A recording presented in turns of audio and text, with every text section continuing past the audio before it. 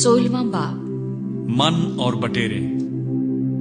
फिर वो अलीम से रवाना हुए और बनी इसराइल की सारी जमात मुल्क मिस्र से निकलने के बाद दूसरे महीने की 15वीं तारीख को सीन के बियाबान में जो अलीम और सीना के दरमियान है पहुंची।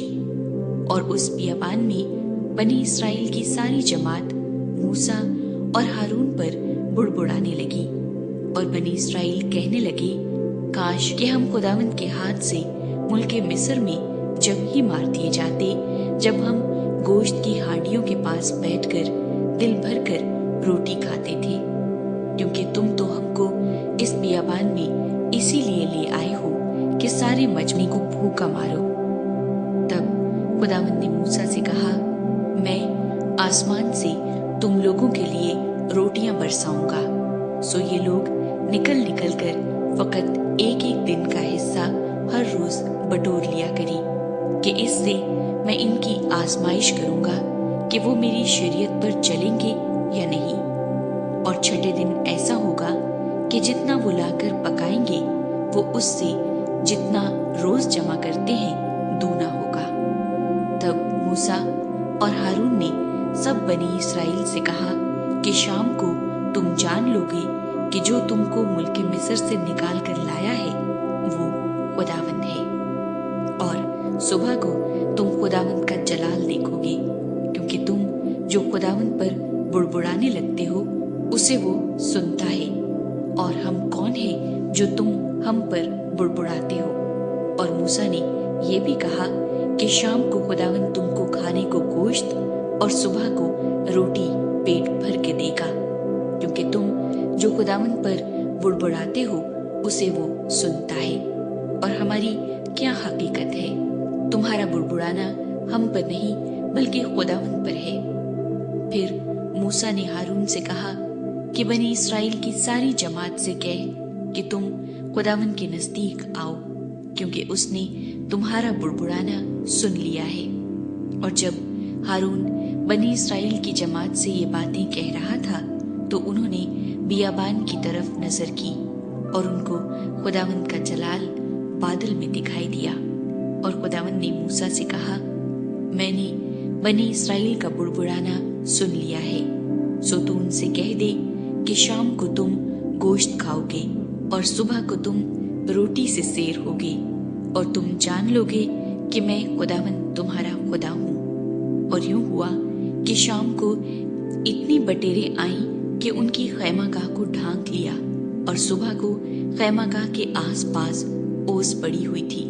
और जब वो ओस जो पड़ी थी सूख गई तो क्या देखते हैं कि बियाबान में एक छोटी छोटी गोल गोल चीज, ऐसी छोटी जैसे पाले के दाने होते हैं, जमीन पर पड़ी है। बनी इसराइल उसे देखकर आपस में कहने लगे, मन, क्योंकि वो नहीं जानते थे कि वो क्या है।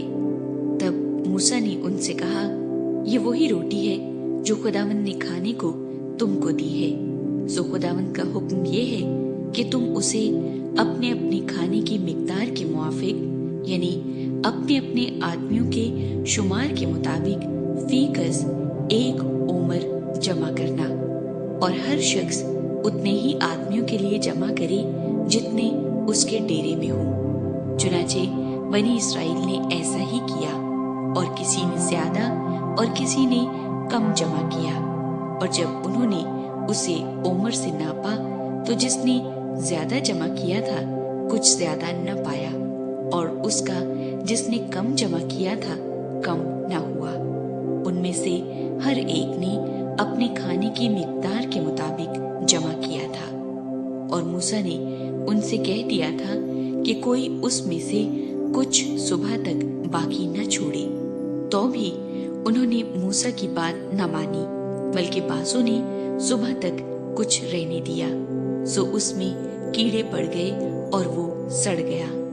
सो मूसा उनसे नाराज हुआ, और वो हर सुबह को अपने अपने खाने की मिकदार के मुताबिक जमा कर लेते थे, और धूप तेज होते ही वो पिघल जाता था।